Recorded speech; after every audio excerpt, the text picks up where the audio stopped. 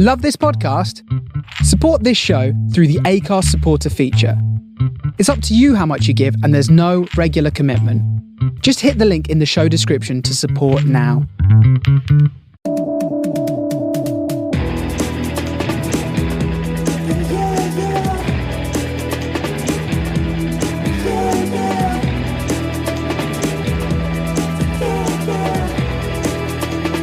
Welcome to the Apollo Audio Podcast. Hello. I am Martin Lumsden, producer and engineer, and I'm joined as always by Billy Hills, entrepreneur. I'm gonna go for this week. I like the slight pause between Billy and Hills. Should I give away my full Do you want my middle name? My mum's maiden name. Oh, go on then. give it away. ID theft central, and we are at Apollo Audio in Hertford, in the lovely control room. Early in the morning. Yeah, it's the earliest one we've ever done. I know. And it's sort of winter, and you kind of think, oh, I've got to go into it's like going into the office. Yeah. Sort of thing. Not really, because I don't know why I said that, because I haven't done that for about 20 years. But it's like you go and you think, oh, no, I've got to open up and all that kind of... How very welcoming it was this morning. It was light and warm and everything. It was lovely. So, yeah, so it's a beautiful place to hang out. So that's why we're chatting here. How are you, Billy? All good. I was just about to say I've been loving the album, but we'll come back to that later, shall we? Don't give too much away. Album's normally the second part of the show. I suppose we could completely change the format this week. Yes, been busy at the studio. What we've been doing, loads of lessons, just running the show. What you been up to? Same, yeah. Not so much teaching. Yeah. I don't do that yet. Yeah. But, been recording sessions this week already. And more getting lined up, which is lovely. And then obviously there's the after you've done the recording, there's the rest to do as well. So yes. I've been editing and mixing stuff. But tracks have been signed off this week, which is lovely. We had a new single from Common Orchids is out now, live, cool. Which was recorded here. That came out last week, so that's nice. Stan Thomas is popping out singles every so often. Yeah. So it's that, because sometimes you get that, I've done the project. Where is it? Yeah. And then when it starts coming out, so that's really lovely as well, because you get that extra boost of, oh yeah, we did that. Yeah. So that's been really nice. What have you been listening to? I know we have a project album to work on, but what are you listening to for fun? For fun. Oh. I just stick my playlist on. I go back and forth between I've got this anything goes sort of playlist with all anything but really like metal, and then I've got just my heavy playlist. So I've got sort of like two moods. So they're my go-in-betweens. I've been listening to a lot of, which I'd like to potentially do for a playlist one day, a podcast, is Joe Sun Kill Moon. No. I think you'd like it, a bit folky, a bit singer-songwritery. Been listening to a lot of that. I think he may have been cancelled for a bit though, so I'm not too sure if it's too good to do. But well, that's good to discuss. Yeah, we could do the best cancelled albums. Can we though? Oh yeah, we'd be cancelled. How can we hear them? How do we hear them? But a bit of that. What about you? I started last week. I can't even remember why I got into the mood for it, but I started putting together what I called an alternative 90s playlist. Oh yeah. But it's not like alternative and like alternative music, because things like, I don't know, even Blur and Pulp and like if you looked at a traditional alternative, I meant the alternative to that. So it was kind of the things that I think don't tend to end up on 90s playlists. Yeah. And I've maybe stretched the point, because I included the Happy Mondays. But that Happy Mondays took me on to Black Grape. Oh, I love and Black I was Grape. Like listening back to that album. We haven't done that, no. I was listening back to that album thinking, yeah, this is so fun. But yeah, it's just weird things like CNC Music Factory and the KLF. And, I just had a bit of fun putting it together. Oh yeah, I remember that song. Pulp have been nominated for a Brit, haven't they? Yeah, no surprise, I don't think. I'd be surprised if they won it, but then, like we spoke recently about, the Beatles can win for... Yeah, what have they been nominated for? Best group, best album? Yeah, one of those. Yeah. I don't like Common People, I don't really like Pulp. Jarvis Cocker annoys me. I think he thinks he's so cool. Yeah, I think you may be in a minority with that opinion, but that doesn't mean that you're wrong. Yeah, I mean that album. It's actually on the Rolling Stone 500 list. That album, Different Class. It's one I really liked at the time, and there's songs off it that I like, but it's not one that I'd like to necessarily. I don't go back to it very often. No. I do sort of respect Jarvis on the. You see, again, you. This is way into when you were way too young, or were you even alive? Era. There was a whole thing that really sort of cemented and destroys Jarvis Cocker in many ways at the Brit Awards. The Michael Jackson one. The Michael Jackson incident, yeah. I don't really get it. What happened? What was he doing? Well, so Michael Jackson at the time had this track called Earth Song. Great song. Yeah, it is a good song, but it's very much the Messianic Michael Jackson era when he's like telling everybody off about what we should do, and it's all big and modulations and all that kind of stuff and huge. And when he did it at the Brit Awards, it was so overblown. It was very much Michael Jackson doing, "I am Jesus. The world is being destroyed. I can save you all." There's lots of kids running around. Yeah. And basically what happened was, I mean, a lot of people watching it were thinking, yeah, this is a bit much. But apparently what happened was Jarvis Cocker was dared by his keyboard player, I think, Candida Doyle, to go, oh, he's going to do something about it. So he basically got on stage and mimicked a big fart, is basically what he did. He just lifted up the back of his jacket and sort of wafted around, kind of going, this is all a bit flatulent, basically. Yeah. Because I saw it live. I saw it at the time. I thought, that's funny. Yeah. The week after that was ludicrous because Michael Jackson's people were all saying about how Jarvis Cocker tried to attack Michael Jackson and like it was a terrible thing. Yeah. There was a big outcry about initially there was a big outcry saying, "Oh, Jarvis Cocker, terrible thing. Who is this indie guy?" Yeah. That switched in within about 24 hours to no, actually he was right. Michael Jackson's terrible and and Jarvis. But there was a court case. Really? Yeah. He was Jarvis Cocker was taken to court. Could he have gone to prison? Presumably, he could have done. Presumably to do with Michael Jackson's people. I can't remember all the details, but here's the detail that you will love. Yeah. His lawyer was Bob Mortimer. What? Because that's insane. Bob Bob Mortimer is a qualified solicitor. So when it went to court, he was represented by Bob Mortimer. That's amazing. That's insane. What laws has he broken there? I can't remember the details. Anyway, nothing transpired of it. But like I say, kind of in some ways, Jarvis Cocker became this sort of cult hero for standing up to the big American idiot sort of thing. But also, Jarvis Cocker said it sort of destroyed him because he was like, it was so much pressure and so much profile on him, and he could have gone to prison. And he was just like, it was just a silly thing. I just went up and on the stage. Like, yeah. So he has said later he had a huge sort of what they would call nowadays a mental health problem for a long time as a result of it. Yeah, I bet. Yeah, pressure. So it was a big deal. Yeah, Brit Awards are next month, aren't they? So the best, or I wouldn't say the best thing. I haven't seen the nominations. The thing that I kept rewinding was when was the Brit Awards when Madonna fell over. Yes, that was. I couldn't believe it was live. When she fell down the stairs. Like the amount of times my family rewound it, but she got on. She kept going. I know, absolute pro. What is the best thing to do in that scenario? Just like milk it and just stay on the floor. I don't know. So people feel sorry for you. I don't know. Or get up and keep going. I rate it. If it happens, it happens. Yeah. What That's amazing. Yeah, I saw it was on the news last night. So I think it's Sam Fender, Pulp, Olivia Dean, SD Kid. I don't think he's best nomination, but it's like great. I keep seeing him everywhere. Yeah.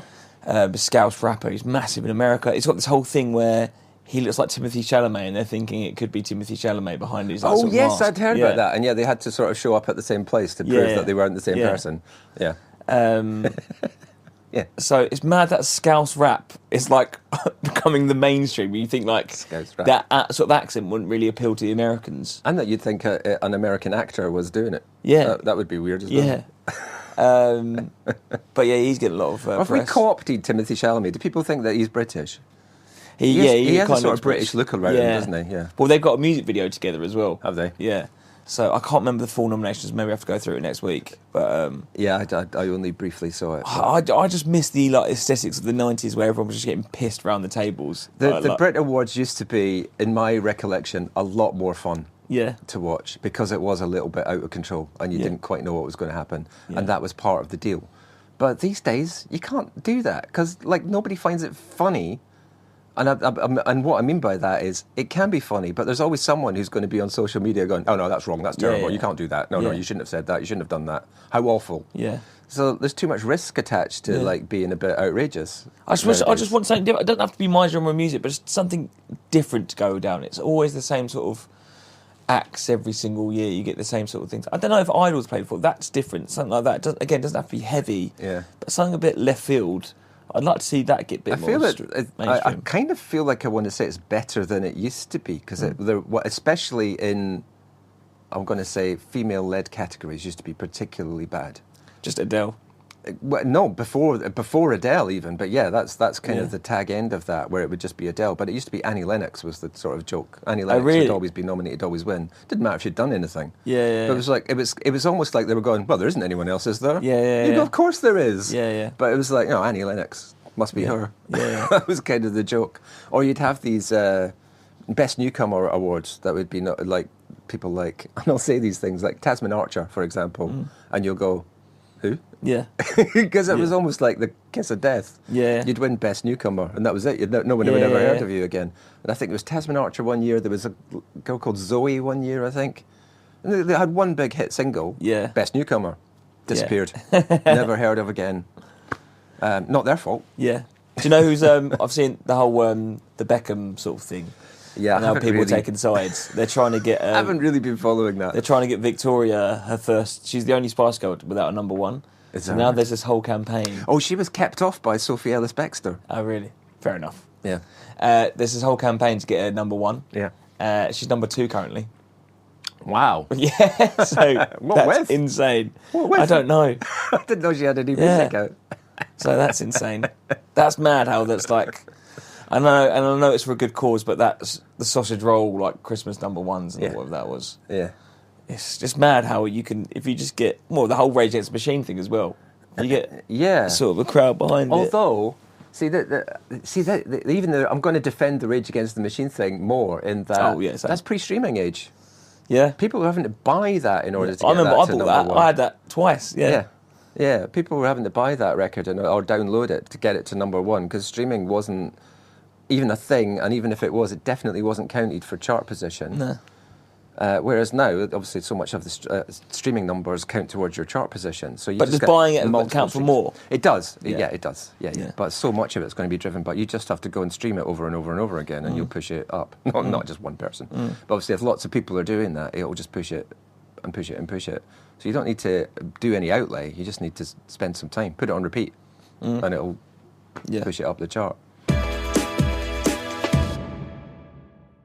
There's a couple of things that sort of pulled my attention this week. Bandcamp has said they're going to prohibit all AI-generated music on their platform. Good. Which I thought was, makes sense. Not sure that's something that everyone is doing. Most of the platforms have said that they want to try and at least identify it, and anything that's pretending they won't.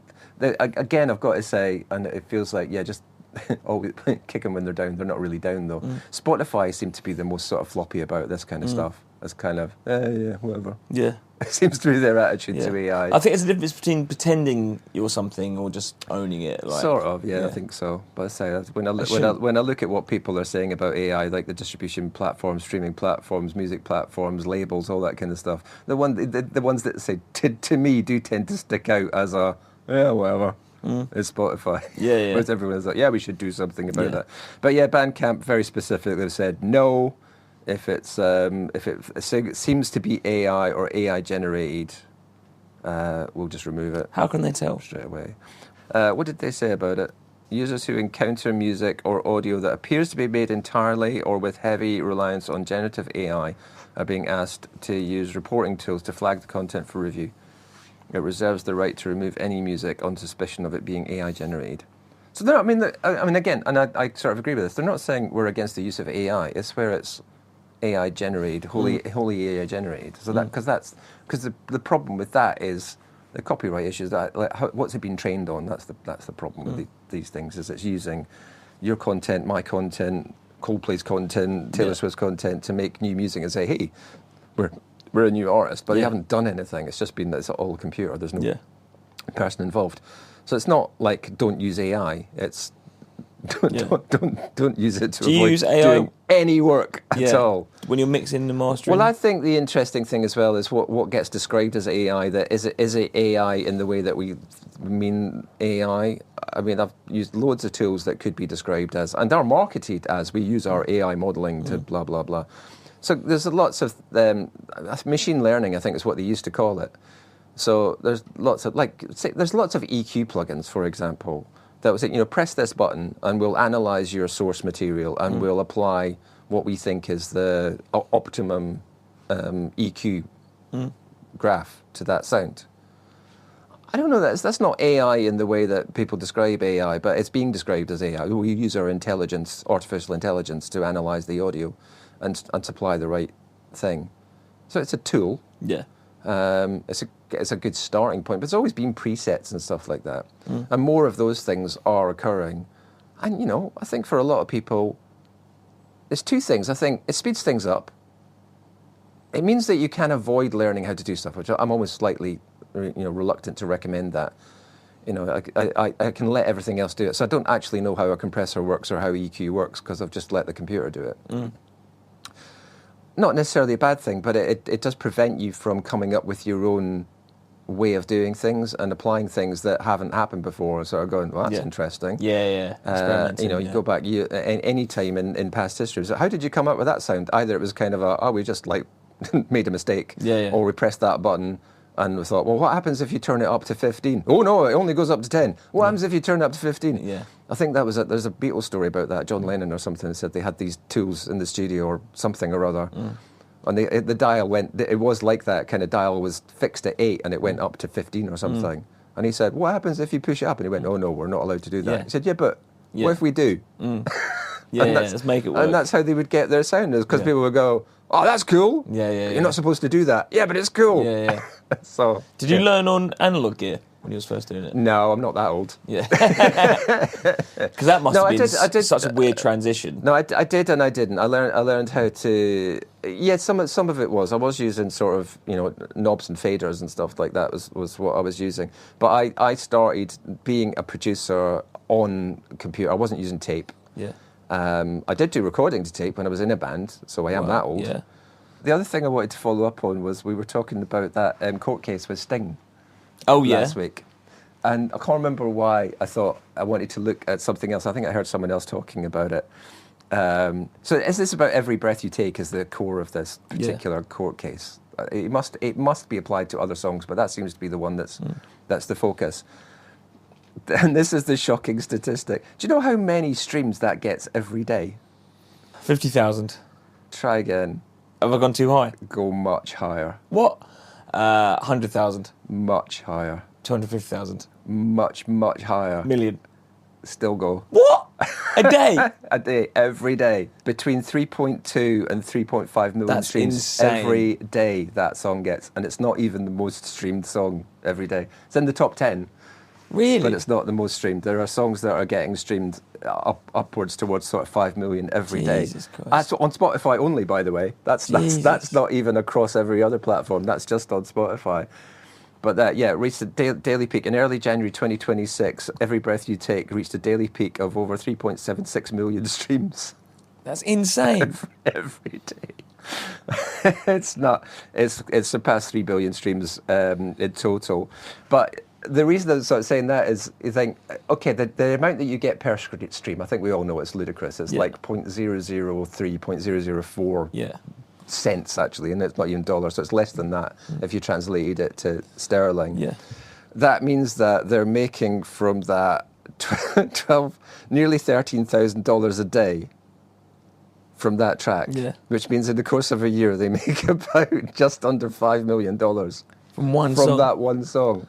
From streaming only. Jesus on Christ. Spotify only. It's like That's 5 mad. million. It's like no wonder if you're Andy Summers and Stuart Copeland, you're going, give me a little bit. Can we have a bit of that? Yeah. That's fair enough. Because it's like mental. Yeah. I don't know where all of that's going. Does he get 100% at the moment then? No, I don't know where it's all going. Sting obviously won't get all of that because there's going to be publishing. We'll get some of it. Record label will get some of whatever the deal is. It's not, it's not 100% going to Sting as the writer, but he will get a pretty big proportion of that. And even if it was a small proportion of that, it's still a lot to be making from a song that you wrote 40 years ago. Yeah, it's nice, isn't it? That's lovely. So it does, the amounts of money that can be made is ludicrous. Yeah. But then, like the further statistics were, the people who are making that sort of money, it's about the top 0.2% of everything that's on I suppose Spotify. that is the benefit of streaming in a way. I know it's a very 0.1%, but it's got more. You buy a CD once. Yeah. If you're being streamed like that, Yeah. you're getting your value over and over and over again as a musician. But it's the top echelon, isn't it? And the flaw in it for me is that it's a tiny proportion of all the people who are making a load of the money. So it's like all very top weighted, and also that more and more it's being weighted towards nostalgia. So like that's a 40-year-old song. There are not that many, and I'm not sure there are any. Maybe in your sort of Taylor Swift type artists, Bad Bunny, that sort of thing, you might be getting daily streams at that level, but not that level of longevity. But then most of the artists who are getting that number of streams, they're all the 40-year-old artists, 30-year-old artists, and it's all that sort of nostalgia. So it's hard for a new artist to break through and earn that level of income from a song. And I think that's the other flaw with it. It keeps getting, all the algorithms keep pushing you back to the old stuff. Yeah. And because the old stuff is popular, you get pushed it again and pushed it again and pushed it again. So it just keeps weighting towards those things that are already successful just become more successful. And the things that are waiting to potentially become successful get no notice at all.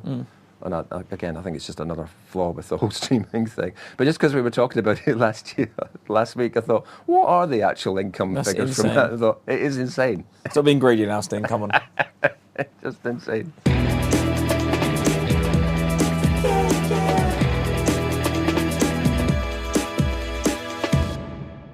So this week's album, we were still talking about the top rated albums of last year, weren't we? Yeah. And what shall we do? So we went for, I want to say Hayley Mills. Do you even know who Hayley Mills is? No. Who is it? She's an actress, but she was like very famous as a child actress in the 60s and 70s.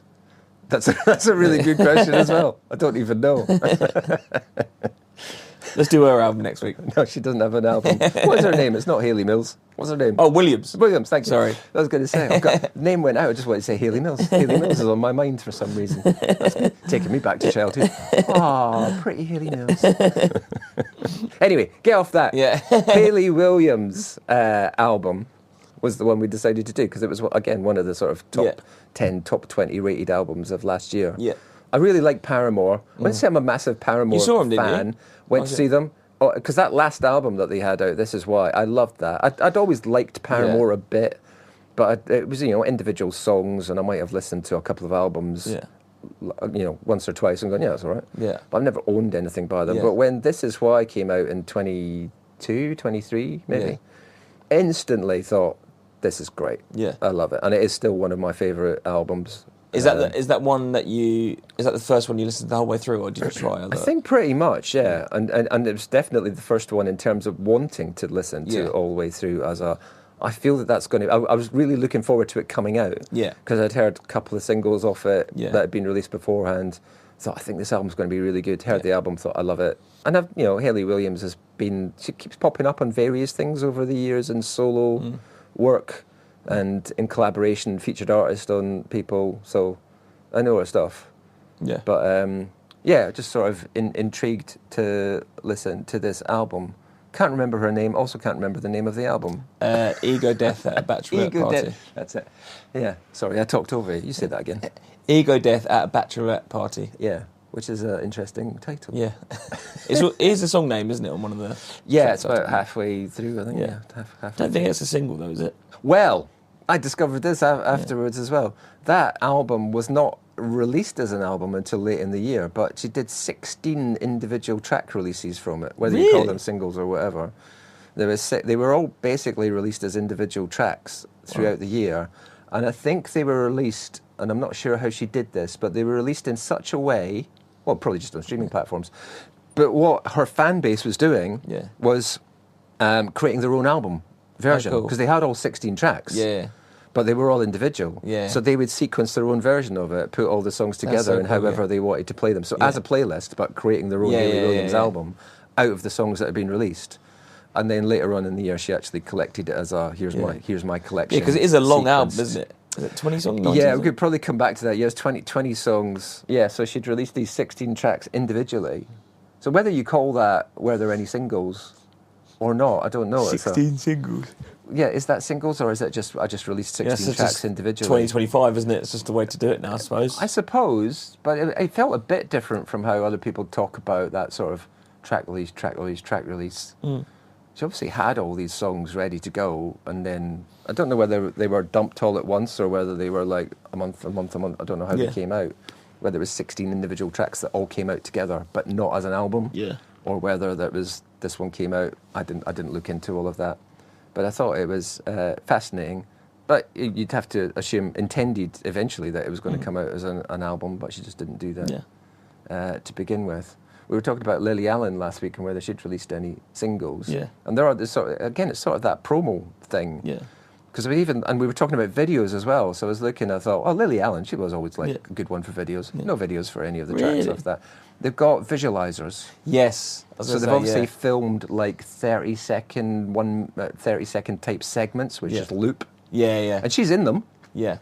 So they've obviously they've had a concept around it. Yeah. But there's no sort of, lip syncing or storyboarding or anything like that. It's just a scene that loops. Yeah, well, this is sort of the conversation we have with my bands. Like, I know people still do watch them, but you watch probably more nostalgic ones from like the naughty, when they're all £1 million videos. But it's just 30-second reels now. That's all you need. You got the song there and you got the hook. And then you go listen to it. So I get why they do it. And for like big stuff, you might have one music video rather than for all 16. But I actually that would always have been rare anyway to do a video for everything. Yeah. But I wanted to see, because my favourite song. So I think it's like track 4, track 5, "Disappearing Man." Yeah. I was sort of like listening in the background because I was taking my mother-in-law to the airport, and this one came on, and I was like, everyone shut up. They need to listen to this. And it was... Everyone shut up. It's my song of the year already. Oh, nice. I put it on social media. I was like, absolutely love it. And Alison, my mother-in-law, actually described it as she used a really good word that I was going to remember and say on the podcast, but I forgot it. But a more like happy, melodic Alanis Morissette. Oh, yeah. Okay. So it's a bit melancholy, but a bit more euphoric at the same time. Right. And I've played it to death so much in the last week that I actually had to skip it today because I've actually ruined it for myself. It came on again this morning. I was like, I've heard that one too much now. I've had enough now. Song of the year. Yeah, I'm already bored of it because I just kept repeating it, and I've sent it to everyone in my close friends. I was like, you need to listen to this melody. It's just so. They're my favourite sort of songs, like the melancholy and it's got a bit of euphoria in it. Like it's coming through. It's a bit sad, but the chorus just takes you to a different level. Absolutely loved that. Very 90s, very noughties. And I was trying to find if there's any live... I assume that would just be the lead single, because my ear just really picked up on that one. There's just a visualiser for it, and there's no live videos of her doing it, because I know she did like a Saturday Night Live or something like that. She didn't. And they've not even got that? Because I found Lily Allen performances on the SNL of a couple of tracks. Yeah. But she did some other ones that were more lead singles, but that one really, really stuck out for me. But there's just so many on there, the 20 tracks, and it does ebb and flow. I think it started out how I thought it sort of would, like a bit more poppy and sort of not standard, good songs. I enjoyed them, but then they went through. There's nice peaks and troughs of like, wow, she's going for something different here. There's like Parachutes. There's like a heavy one. There was one, Time or something like that, really moody, sort of like Radioheady sort of one. But again, I've probably listened to it. I listened to the first couple of times I listened to it was on, like normally, but I listened to it on shuffle to get a different feel of it. So I have no idea what the track listing sort of is. And there's True Believer. There is a lot of tracks, isn't there? It's like hard to even remember which track was like. I remember I liked tracks, but I don't remember necessarily what the name of it was. Yeah. So it's one you have to really sit with to get sort of used to like the order of it. But I really enjoyed it. Like, there's some tracks I probably wouldn't go back to and listen, but again, it's because it's 20 tracks, you need time to go back to it. Yeah. And every time I did go back to it, I found another one I did like. There's that Discovery Channel one, which is the the an interpolation of the Bloodhound Gang. Yeah. It's just ripping off the chorus. Yeah. But it's just, again, it's earwiggy and I like it. It's different, isn't it? But so much better than I thought it would be. Yeah. 2 weeks, 2 female artists that I've had a bit of nostalgia with. Yeah. And I always think... And slightly in the pop genre as well. Yeah. But I suppose the edgier end of it. But I thought they'd be a bit past their best and really surprised me. And it made me excited to listen to new music and see, there is actually stuff out there that's worth listening to. Yeah. I must admit, I was slightly surprised that you were so enthusiastic about this one, because I thought you might do a kind of, really? Yeah. Because I got into Paramore a lot later than they... basically, it's around Jack, my mate Jack, who works here. Yeah. He used to really fancy Hayley Williams. And that's understandable. Yeah. But I just go, they're shit, not even listen to them. And then I listened to them a couple of years later. I was like, I really like them, I can't tell. I can't tell Jack. I really, really like them, watching all their videos. We've all done that. You get into that, I'm winding you up, and now you go, I can't admit I actually... And, but I've never done like proper like full albums. Yeah. Until recently, actually, the one with like Decode and that. Brand New Eyes, I think. Yeah. Amazing. And then they went a little bit more poppy, so I don't really know the last ones, but again, when was their first album? 2008? They've been around. She was really young when the first Paramore album. I think she was only in her teens. Yeah. So, definitely want to give it a go because I love so much of her music. Is she Paramore? Or are they like packaged as a band? Because I don't know, in the early interviews they were a band. Yeah, they are. I mean, they are a band. I think you've always got... Any band really tends to have a focus on the front person. Yeah. And I think that's probably particularly true when you've got a female lead in the band. They just tend to get more attention. Yeah. I don't know what to say about that other than it just seems to be true. You go back to, like, we might have talked about this on the podcast, when Blondie were around, they actually had I think they had T-shirt slogans and campaigns that said Blondie as a band. Yeah. Because people would refer to Debbie Harry as Blondie. Yeah. Oh, she's Blondie. No, that Blondie's the band. She's Debbie Harry. So they were trying to sort of rail against that idea. And I think a lot of bands have, as I say, the focus tends to be on the front person rather than the band.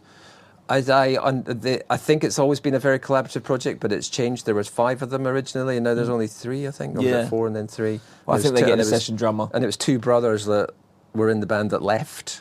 Oh, really? And I think there was relationships within the band that sort of deteriorated. So there's been a bit of history there. I think, largely speaking, Hayley Williams has been a lead in terms of the songwriting. But that doesn't mean that the band isn't involved. You know, we all know how that works. But I think she's sort of quite key within the songwriting within the band. But it is a band. It's not. It's never been the fact that she would come out and do solo stuff. And the Paramore still exists, I suppose, but it always seems... Yeah, I can't remember what she said from interviews, but I think she said she was ready to do like a Paramore album, but I don't think the rest of them were, sort of thing. She wanted to... There was definitely a couple of songs on this album that felt to me like... There was one in particular, I can't remember which one it was, but there's one in particular that I thought, this could have been on the last Paramore album and it wouldn't have sounded out of place at all. Yeah. Even from the sort of production and arrangement way of it, it just would have slotted in quite nicely. The rest of it, you don't necessarily. I mean, obviously, and this is the other thing: when you are the lead person and the voice, and the voice of the band. You hear it, and you're not necessarily going to go, "Oh, that must be Hayley Williams solo stuff," because it doesn't sound anything like Paramore. Yeah. It's still her voice. Yeah. So you could go, "Is this Paramore?" Oh no, it's her solo stuff. Yeah. It does sound like. I wouldn't be surprised if it was Paramore, because as bands get older, they get a little bit more softer, a little bit more poppy. Yeah. So I could hear a lot of... I think it's definitely just probably able to have more guitar in it. The production and arrangement style, I think, and probably the variation in that as well, the genre swapping and stuff. I feel like if a Paramore album, you'd expect everything to sound... It sounds like damning, but it sounds the same. Whereas this has got a little bit more variety in it. I think... Production is really cool. So something that's the first track, Ice in My OJ. Yeah. I thought the arrangement of that is quite similar to the Geese first track. It's got that sort of verse, and then it's got all this sort of big, sort of shouty, big chorus. I thought, Geese did that as well. There's something similar about those new structure. Two things. That's the way to go with your opening track. Unless you're Lily Allen. Did you know many people that have heard this one? I don't know anyone that had heard this one. I was sort of aware of it, and because I like Paramore and I've heard a few bits of Hayley Williams solo stuff in the past and quite liked it, I was intrigued to listen to it anyway. But then, especially when it was sort of highly rated, I thought, I will give that a listen. I don't know if that makes sense. Why would I care that it's highly rated? But I suppose it just sort of pushes you towards it a little bit. other people think it's good. I heard a lot about it, but didn't hear any tracks. If that makes sense. Yeah, same. And so I didn't think I'd ever give it a listen. So this is why this is such a good thing to do. Yeah. Do you think it vinyls? No. No. I'll tell you why. It's an easy reason. Too long? It's too long. If you have feared two albums. Yeah. If it was, I know. I kind of feel that even listening to it in this version, I have actually had a look at it. So I really like it, and I could see that it'd be good to buy it. But I thought I'm never going to want to. You'd have to treat it as two different albums. Yeah. Like one day I'll go and listen to the first part of it, and the next day the second part of it. I can't see me wanting to listen to over an hour on vinyl of it. So I wouldn't for that reason. Although I did look it up to see how much it was and think about it because I really like it. Yeah. But even in this sort of streaming playback form, I think it's too long. And it's weird to say that because I like every single song on it. But as I'm listening to it, I'll get to the point where I'm like, it's not finished yet. Yeah, I know. I got that. I like, oh no, there's another 20 minutes to go. Yeah. And I still like it, but I want to get on with my life. Yeah. I never think double albums are a good idea. The thing is just like, make it. I mean, I can understand why you just like put stuff out. And I was thinking about, even talking about the finances and stuff. I don't think we've ever talked about this. I was thinking about, and maybe this is a good subject for a podcast in the future, the mechanics of these things and why albums and EPs are good. Is the financial element of it even? If you've got an individual track and you put it out and people like it, they're going to listen to it, they'll stream it regularly. But you play it and then you have to either put it on a playlist or keep going back to it to play it. Yeah. Right? But each time you play it, it's going to play once and then it's going to go on to the next track. But if you're a fan of that song and it's on an album, or you're a fan of the album, you might stick the album on. And even if you don't like every single track, you'll just leave it playing. Yeah. So this album is 20 tracks. Anyone's going, oh, fancy a bit of Hayley Williams. You're not going to find the individual single. Just go to the album, stick it on, and go listen to Hayley albums. And you might just leave it on. Yeah. Until it's finished, even if you're not paying that much attention to it. So the benefit of having that rather than just one song is that even if the person only listens to it once, you've got 20 plays, not one. Yeah. So I don't think this would have happened probably pre-streaming, would it? You wouldn't have 20 tracks. Apart from the sort of artistic integrity of, a collection statement of an album, why are albums good? Like financially, why do they make sense? It's that. Because people put on the album and they'll play the whole thing. So it's not then about getting loads of streams for one song. It's about getting less streams, but for lots of songs, which adds up to the same thing, right? Yeah. One song played 20 times or one album played all the way through, it's the same number of streams, you get the same amount of money. Yeah. So there must be something, I think, as a financial incentive. That's a good reason to do it. People find your music, they stay on your platform to listen to more of it. Definitely, yeah. That's the good reason for having lots of stuff rather than one individual thing. But no, does it vinyl? No, I don't think so. It's too long. And I think it's too long in streaming as well. Yeah. I think, and as I say, weird to say, because some albums you think it would have been better if it had been like, get rid of some of the the stuff that isn't good and make a better album, make a tighter album.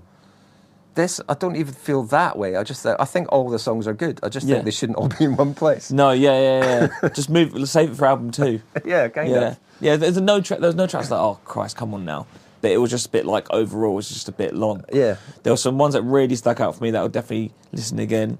But again, all albums are a process of going back to it and getting used to it and hearing it again. So there's definitely something about her voice and her style of writing. Yeah. That I like anyway, and the production on this I found, and I said there was nothing. It's not that I mind being challenged, but there was nothing off-putting about this. It was really easy to get into, like really, really accessible. That's the phrase, isn't it? It's a really accessible album. It's not kind of Geese, for example, is a bit more of a challenge. Yeah, more challenging. But I don't mind that. And I said I don't mind the challenge, but there is a bit of kind of. What exactly am I listening to? Yeah. Should we do another chat? We did enough challenging albums at the end of last year. We really did. We've gone through that. It's quite nice to do these popular ones. Everyone likes these. Oh yeah, they're good. So I mean, there's still plenty that were sort of in that top 10, top 20 of last year. And even like I said, around the Brit Awards and things like that, what is being recommended as the best albums or what's winning awards? There's opportunities to kind of look at those and go, all right, is that real? Same as with it, okay, why are they? Is it good? Yeah, I tell you, again, that Charlotte got me into. Very Phoebe Bridges-y, and I probably just never listened to her because I thought she'd be like another like Chapel Roan, like Spring Carpenter. It was a Lizzie McAlpine. Okay, I know the name, but not really. I think we'd really enjoy it. Okay. I think it might. It's like, I think it's a 2025 album that we probably would have missed and never listened to because it's of that sort of genre. Another, we're loving female singer-songwriters, but we do something different. I mean, I've said this on the podcast before. Give me a female singer, especially in a sort of accessible pop genre. I'm like, I'm in. Yeah, that's cool. That's one to do one day. Lizzie McAlpine. Yeah, okay, we can go back to that. We'll have a think about what we'll do next. I've been listening to Dry Cleaning this week because a lot of my sort of people talking about that. Their second album just came out. That's a very 2020s name, that, isn't it? Dry Cleaning, very 2020s name. That's another one, English teacher. They're a very 2020s band. Yeah. And I'm thinking, my instinct initially was, I quite like this. Yeah. But yeah, it's another bit of a challenging one, I think. The production style on it is really interesting, and the performance style on it is really interesting. Interesting mean good or bad? There's an old Chinese, they used to say it's an old Chinese curse. Yeah. May you live in interesting times. That's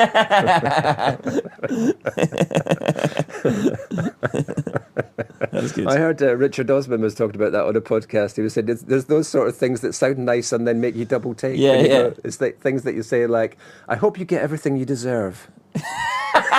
It's like, wait, what? Yeah. Do you mean Take that back? Yeah. No, I really enjoyed this one. It's definitely one I think I'll come back to. Definitely. Yeah. I think we've been on a good streak in 2026 so far. It is like the ones that, as I said, we're looking at the ones that were recommended albums of last year. We've kind of listened to them and gone, get it. Yeah. There's not been one that we've gone, why are you thinking this is good? Nice one. Yeah, I did enjoy that. It's nice to not feel like it's a test. We do this podcast every week. Do we have to do another? Let's get this week. Have to do another one. Thanks, Billy. Thank you, Martin. We will be back with another episode very soon, with another album for you, another bit of ramble chat about whatever the hell's going on. Thanks for listening to the Apollo Audio Podcast. You can find us on Instagram at Apollo Audio Podcast, and on email if you want to write to us, apolloaudiopod@gmail.com. That was almost... You got it right for the first time. Right. And you didn't cough this podcast either. Last week's was a complete disaster. We'll see you soon. Thank you. Bye.